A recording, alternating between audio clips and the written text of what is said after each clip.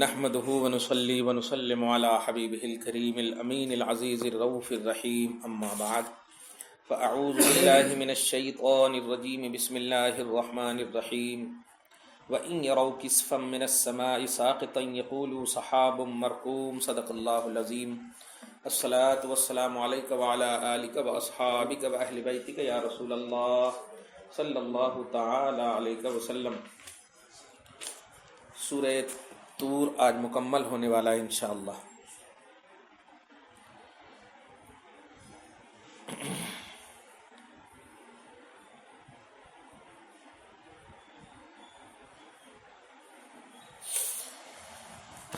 آیت نمبر 43 تک کا درس ہوا تھا، نہیں؟ ہاں 40، اب جو ہے 49 تک ہے آج مکمل انشاءاللہ۔ اللہ سبحانہ آگے فرماتا ہے، اس سوال کا ایک جواب دینا چاہتا ہے۔ کفار یہ کہتے تھے، پارہ نمبر 9 میں یہ اس کا ذکر ہے کہ اگر تیرا رب سچا ہے اور تو سچا ہے تو فَأَمْطِرْ عَلَيْنَا حِجَارَةً مِّنَ السَّمَاءِ، آسمان سے کوئی ٹکڑا گرانا، آسمان سے قطعا من السماء، آسمان سے کوئی ٹکڑا گرا، کسفا من السماء۔ تو اللہ تبارک و تعالیٰ اسی کا جواب دے رہا ہے کفار کا۔ مطلب سارا مسئلہ ہے نبی کو نہیں ماننا، اسی پر ہے مسئلہ۔ ورنہ وہ جو طواف کرتے تھے، مطلب یہ کہ کعبہ کا کیا سمجھ کے، اللہ ہی تو سمجھ کے کرتے ہوں گے، اللہ کا گھر ہے، اللہ کا گھر ہے، چاہے وہ ننگے کرتے تھے یا کچھ، اللہ کا گھر ہی تو سمجھ کے کرتے ہوں، تو اللہ کو تو مانتے تھے، لیکن نہ ماننے کا مسئلہ نبی کو ہے، بس نبی کو ہم نہیں مانیں گے، بس سارا دار و مدار۔ اور اس مطلب یہ کہ اور اللہ بھی اپنی شان کے مطابق فرما رہا ہے کہ اچھا تم نبی کو نہیں مانو گے، ہم بھی ٹھان لیتے ہیں کہ تم کو نبی کو منوا کے رہیں گے۔ وہاں وہ بھی ٹھان لیا کہ اللہ کو ماننے کی جب آپ دیکھیے نا، عبادتیں اتنی کیا تھا ابلیس نے کہ مطلب یہ کہ کتابوں کی دنیا میں بتاؤں کہ عبادتیں یہ ہیں کہ اگر ان کی عبادت کو روئے زمین پر رکھی جائے تو ایک سوئی کے سوراخ کے برابر بھی جگہ نہیں بچے گی، پوری روئے زمین، باپ رے باپ، پوری روئے زمین، کتنی مطلب عبادت کیا ہوگا اس نے۔ کس کی عبادت کیا تھا؟ اللہ کی۔ لیکن جب آدم کے سامنے جھکنے کا انکار کرتے، تو بات صرف تعظیم کا ہے، تعظیم کا مسئلہ آتا ہے تو اپنے اور غیر کی پہچان ہو جاتی ہے، عبادت کے مسئلے میں اپنے اور غیر کی پہچان نہیں ہوتی۔ سوچئے نا، عبادت کے مسئلے میں آج بھی دیکھیے جتنے بھی جماعت کے لوگ ہیں سب اللہ کی عبادت کرتے ہیں، لیکن جب نبی کی تعظیم کا مسئلہ آتا تو میلاد النبی حرام ہے، کھڑے ہو کے سلام پڑھنا حرام ہے، یہ سب آ جاتے، ڈیوائڈ شروع کر دیتے، دیکھ رہے ہیں نا۔ تو آج بھی پرکھنے کا بڑا بیسٹ انداز ہے کہ عبادتوں کے معاملے میں تم کیا کر سکتے عبادت۔ ابلیس جیسی عبادت کو ہم قبول نہیں کی اور رب نے قبول نہیں کیا۔ اچھا ایک اور بات، آپ ہم تو زمین میں عبادت کرتے ہیں اپنے سے پاک کر کے، وہ تو جنت میں عبادت کرتا تھا، کوئی جگہ خالی نہیں ہے، جنت میں عبادت کرتا تھا کا مطلب سمجھ رہے ہیں؟ جنت میں جو بھی عمل ہوگا وہ تو مقبول عمل ہوگا نا، مردود تو ہوگا نہیں۔ زمین پر مردود ہو سکتا ہے، پتہ نہیں غصب کی ہوئی زمین ہے، چوری کی ہوئی زمین ہے، کیا ہے کیسے، جنت تو ویسا نہیں ہے۔ جنت جیسی جگہ میں عبادت کرتا تھا وہ، لیکن ایک نبی کی تعظیم نہ کیا، مقبول عبادت کا رد کر دیا اللہ۔ واہ واہ واہ۔ اب یہ دنیا میں عبادت کرنے والے اگر فخر کریں گے نبی کو چھوڑ کر،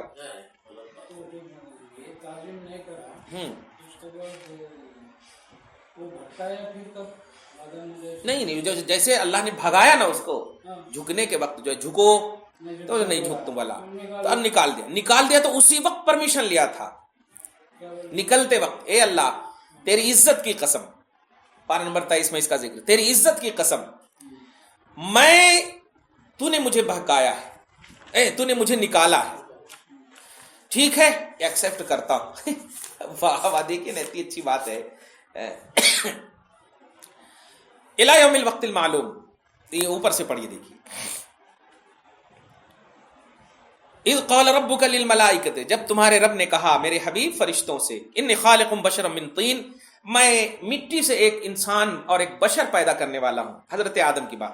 فاذا سویتہ، پھر جب میں نے ان کو مکمل کر دیا حضرت آدم کی خمیر کو، ونفخت فیہ من روحی، میں اپنی طرف سے اپنی روح کی مطلب اپنی طرف سے اس کے اندر روح ڈالی، فقعوا لہ ساجدین، تو سارے فرشتے سجدے میں گر گئے، فسجد الملائکۃ کلھم اجمعون، گر گئے الا ابلیس، لیکن ابلیس نہیں گرا، استکبر گھمنڈ کیا، وکان من الکافرین اور کافروں میں سے ہو گیا۔ قال یا ابلیس، رب نے کہا اے ابلیس، ما منعک ان تسجد لما خلقت بیدی، اے ابلیس کس چیز نے تجھے روکا اس کو سجدہ کرنے سے جس کو میں نے اپنے ہاتھ سے پیدا کیا تھا؟ تو مجھے سجدہ کرتا تھا نا، تو میں نے ہاتھ سے پیدا کیا ہے، آدم کو اپنے ہاتھ سے پیدا کیا، تو پاور تو میرا ہی ہے، آدم کے اندر پاور میرا ہی ہے۔ غور کریے آپ، استکبرت ام کنت من العالین، گھمنڈ کر رہے ہو، غرور کر رہے ہو، اپنے آپ کو بڑا سمجھ رہے ہو۔ قال، دیکھیے کہہ پڑا، انا خیر منہ، کسے تو سجدہ کرنے کہہ رہا ہے اللہ، میں اس سے بہتر ہوں۔ انا خیر منہ، نوٹ کریں آپ، خیر منہ، آدم سے میں بہتر ہوں۔ تو اللہ نے کہا کیسے؟ خلقتنی من نار، کہ تو نے مجھے آگ سے پیدا کیا، وخلقتہ من طین، اور اس کو تو نے مٹی سے پیدا کیا۔ اور وہ اپنا لاجک دڑایا کہ آگ کا کام ہے بلندی، مٹی کا کام ہے پستی، وہ اوپر بھی پھینکو تو نیچے آتا، تو نیچے والے کو اوپر والا کیسے؟ یعنی بلندی کو سجدہ ہونا، یعنی انہیں ہمارے کو کرنا، ایسا استغفر اللہ معاذ۔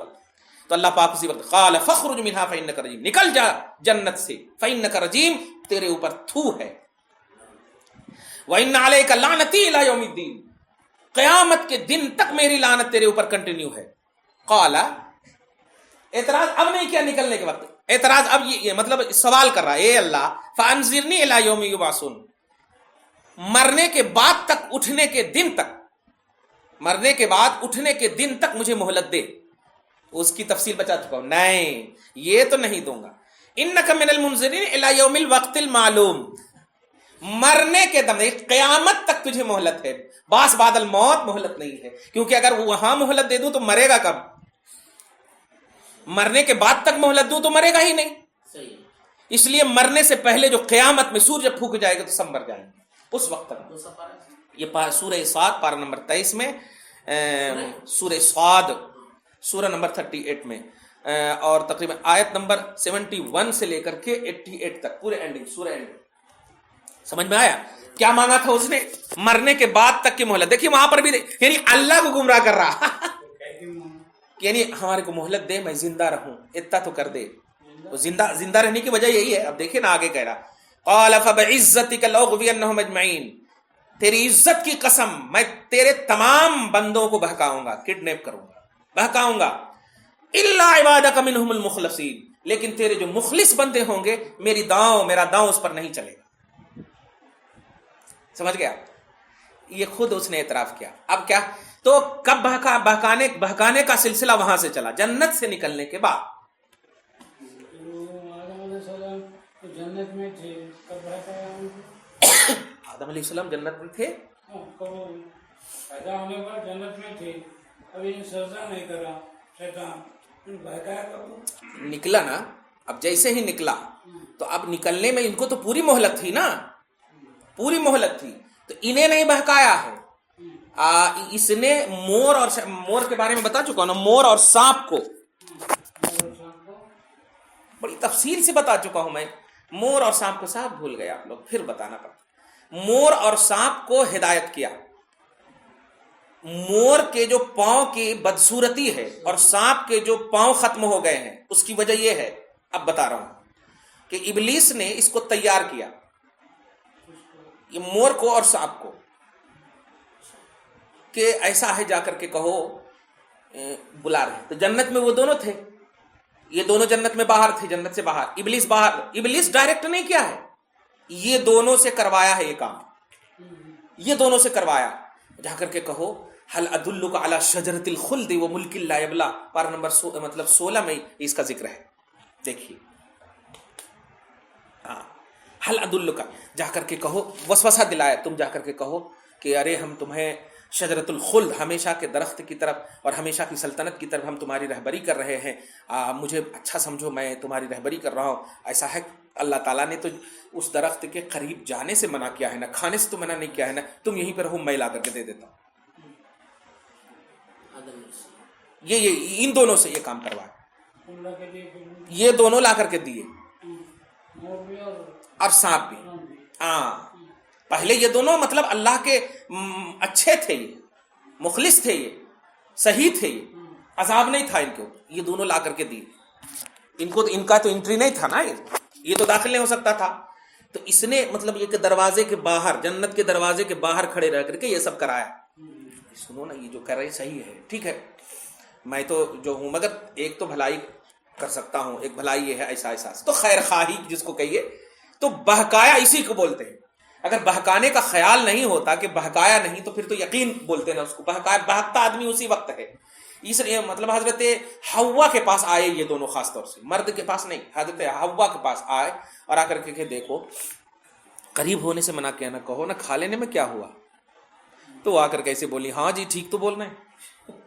بیوی آ کر ٹھیک تو بول رہے ہیں، قریب ہونے سے ایسا ہے، وہ لا کر کے دے رہے ہیں تو ہم کو کھانے میں کیا، ہم جائیں گے قریب، نہیں کام بھی ہو جائے گا، کھا بھی لیں گے. ایسا تو یہ ہے اصل وجہ. گیہوں کے درخت یا انگور کے درخت جو تھے، باہر مختلف ہے، باہر نہیں 3-4 روایت ہے. انگور بھی ہے، گیہوں بھی ہے، انار بھی ہے، لیکن گیہوں زیادہ مشہور ہے.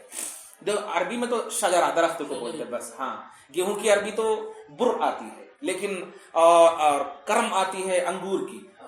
یہ تو یہ لفظ نہیں، صرف شجرہ، ولا تقربوا هذه الشجرہ. اب اس کے بعد سے جب یہ دیکھا تو اللہ تبارک تعالیٰ نے مور سے سارے پاؤں لے لیے. اسی پاؤں سے گیا تھا تو ایسا مور کے پاؤں کی بدصورتی کر دی. اسی پاؤں سے گیا تھا تو، اور سانپ کا پاؤں ہی لے لیا. اسی پاؤں سے گیا تھا لانے کے لیے، میرے مخلص بندے کو بہکانے کے لیے. نہیں، اب ذرا سی اگر ایسے ایسے آپ دوڑ جائیں تو فوراً مر جائے گا وہ. جب بھی ساتھ رائٹ ایک دم نہ بھاگیے آپ، لیفٹ رائٹ اگر کر کے بھاگیں گے فوراً مر جائے گا وہ، پوری ہڈی ٹوٹ جائے گی اس کی. ایسا وہ بھاگ ہی نہیں سکتا وہ. ہاں، اور مطلب یہ کہ ایسی سب سرزمین پر وہ جو چلتا نہیں ہے وہ آٹومیٹک وہ بھاگتا ہے، وہ پھسلتا کہیں ہے، وہ چلتا نہیں ہے. خیر، کہنا یہ ہے کہ اس کے بعد سے پھر بہکانا کا سلسلہ چلا. ایک نقطہ مطلب اس سوال سے ہم سب کو معلوم ہوا کہ اللہ کے محبوب بندوں کی بارگاہوں سے جو دور کرتے ہیں یہ ابلیسی فکر ہے. صحیح ہے، کیونکہ اللہ تبارک و تعالیٰ کے محبوب بندے تھے، حضرت آدم و حوا دونوں محبوب تھے. اب ان دونوں کو بہکانے اور ان دونوں سے بہکانے، دونوں کی سازش کس نے رچی؟ ابلیس نے. تو اللہ تبارک تعالیٰ نے اس سازش کی وجہ سے اچھی مخلوق کو بھی بدصورت کر دیا. مور کتنی اچھی مخلوق ہے، لوگ دیکھتے ہیں، لیکن وہ خود جب اپنے پاؤں کو دیکھتی ہے تو ہو جاتا، رونا شروع کر. اس کا راز بھی معلوم ہوا کہ اللہ کے محبوب بندوں سے دور کرنے کی سازش یہ ابلیسی ہے. محبوب بندوں کی بارگاہوں سے لو لگانا یہ آدم و حوا کی سنت ہے، یا آدم و حوا بلکہ رب کی سنت ہے. رب نہیں چاہتا کہ میرے محبوب بندوں سے کوئی دور بھاگے، اور اگر کوئی ایسی سازش کرتا ہے محبوب بندوں کے دور کرنے کی تو وہ ابلیسی سوچ ہے، یہ فکر ہے. اس کے لیے اللہ اچھی مخلوق، یعنی پیدا تو اللہ ہی کیا تھا، اس کے پاؤں کو بھی بتائیے. نکل جاؤ، ہاں نکل جاؤ. وہ عتاب تھا، بولتے محبوبوں کو عتاب ہوتا ہے، اور مطلب یہ کہ مردودوں کو عذاب ہوتا ہے. جیسے باپ اپنے بیٹے کو جو مارتا ہے وہ عذاب نہیں دیتا، وہ عتاب دیتا ہے. استاد اپنے شاگرد کو مارتا وہ عتاب ہے.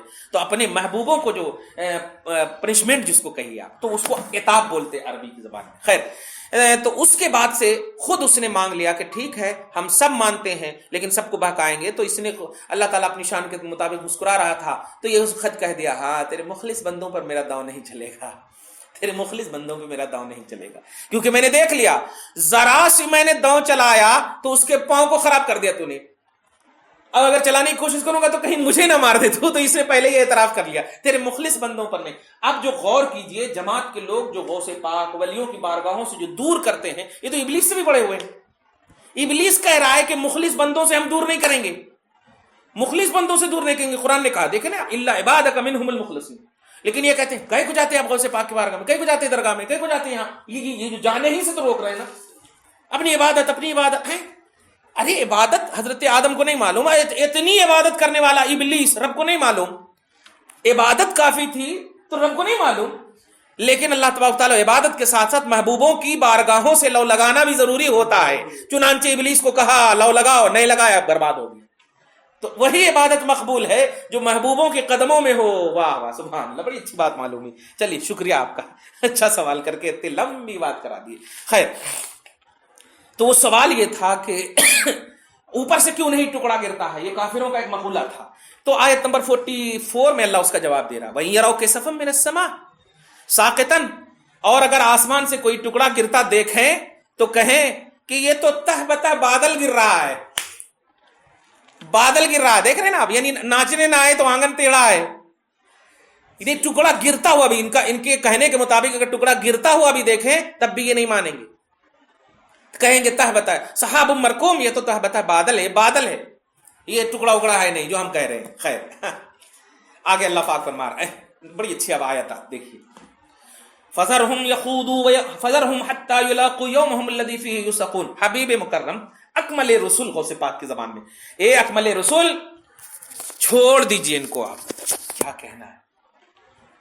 یہ سب جملہ جب سنتا ہوں نا تو ہم جیسوں کو تو اتنا مطلب سکون مل جاتا ہے اور ریلیکس حاصل ہو جاتا ہے کہ اتنے پاورفل نبی کو اللہ جیسی ذات کہتا ہے کہ آپ ٹینشن مت لیجئے، تو بہت بڑی بات ہے۔ پاورفل نبی کو جب کہتا ہے آپ ٹینشن مت لیجئے تو اس کا یہ مطلب ہوا ہم تو پہلے ہی سے بے پاور ہیں، ہمارے پاس پاور والے کو کہا جا رہا ہے کہ آپ ٹینشن مت لیجئے، تو اگر ہمیں بھی کوئی ستائے تو ہمیں ٹینشن نہیں لینا چاہیے، ہاں صبر کا دامن تھامنا چاہیے۔ اللہ پاک مدد کرے ہم سب کی۔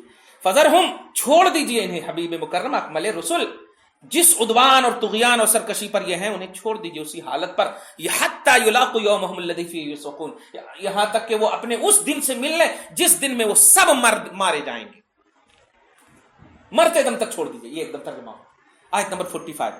اور سنیے یوم لا یغنی عنہم کیدہم شیئا، جس دن جب یہ مریں گے، یہ سور پھونکنے والا دن مراد ہے یہاں پر قیامت کے لیے، پہلا نفخہ اولا، جس دن جب یہ مریں گے تو کوئی دور کرنے والی چیز اللہ کے عذاب سے انہیں دور نہیں کر سکتی۔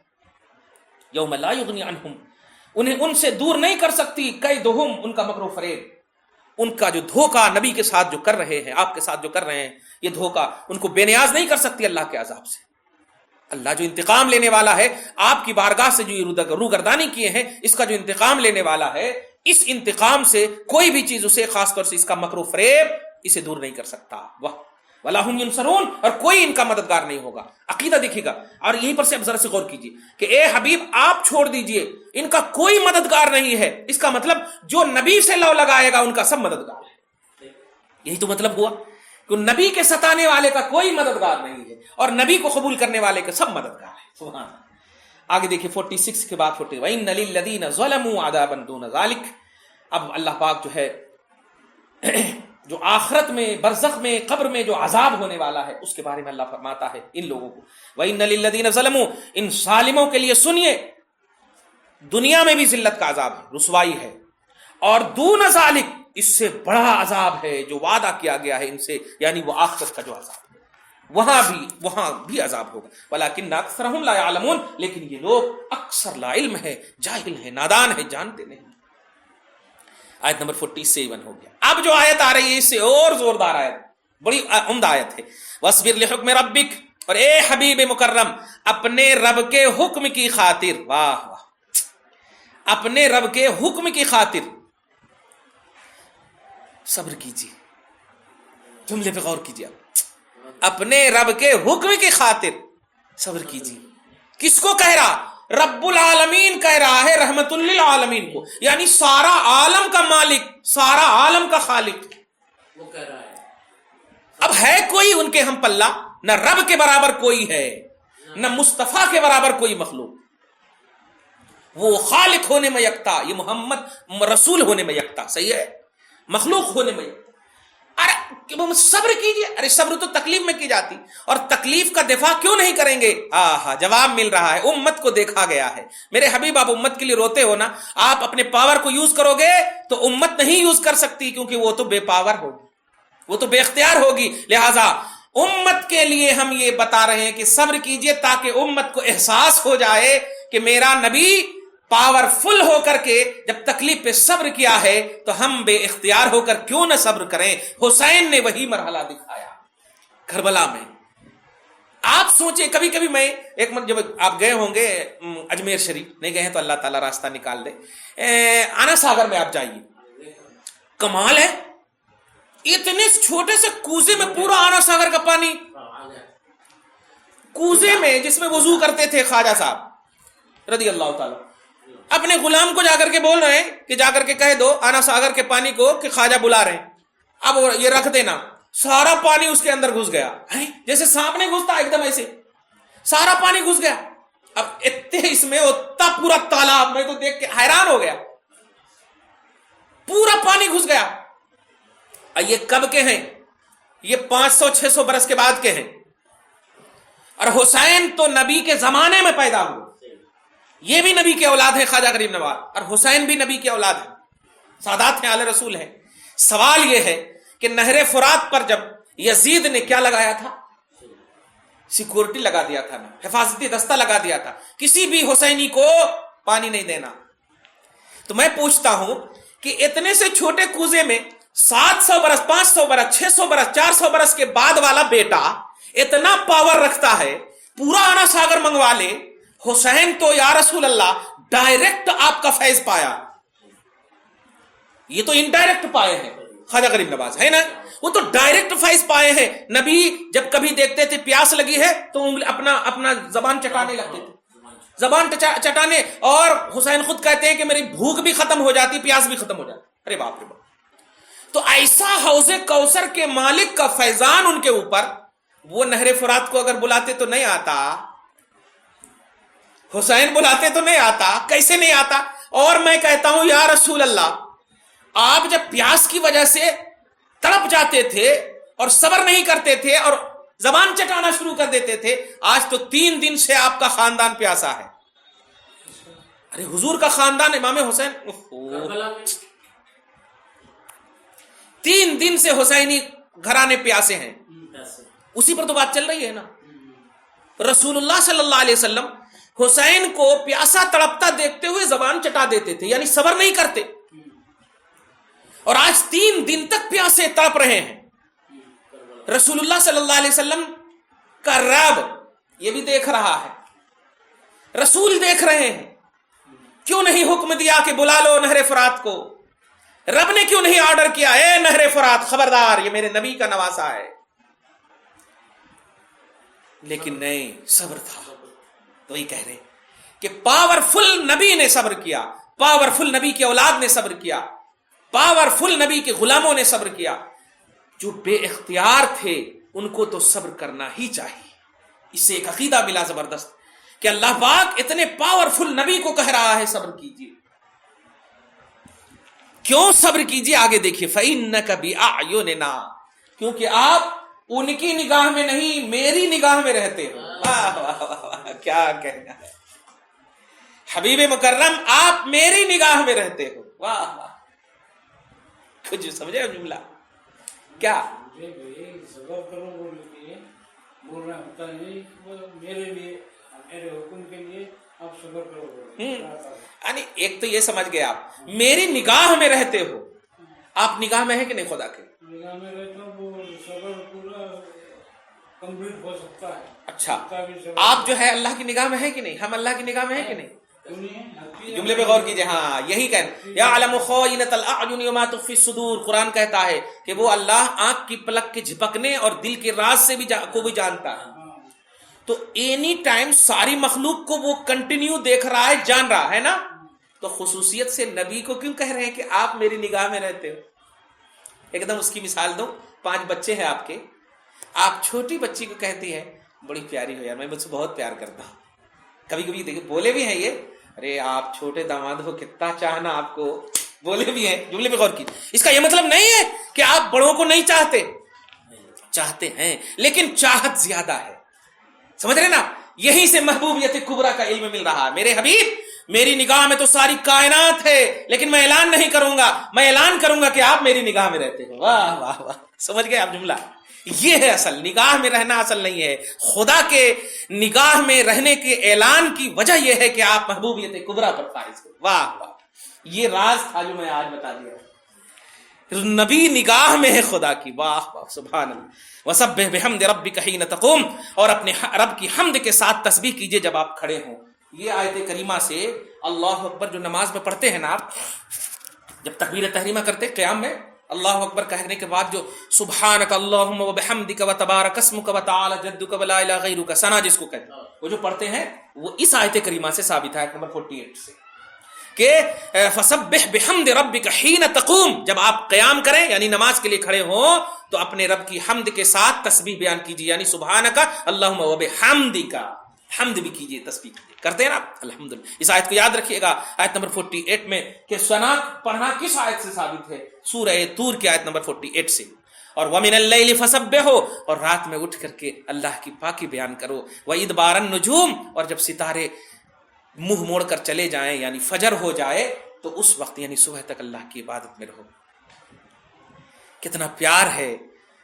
ایک جگہ کہتا ہے کہ ہم نے انسان اور جنات کو عبادت کے لیے پیدا کیا، لیکن کسی کا نام لے کر کسی کو خاص خطاب کر کے نہیں کہا۔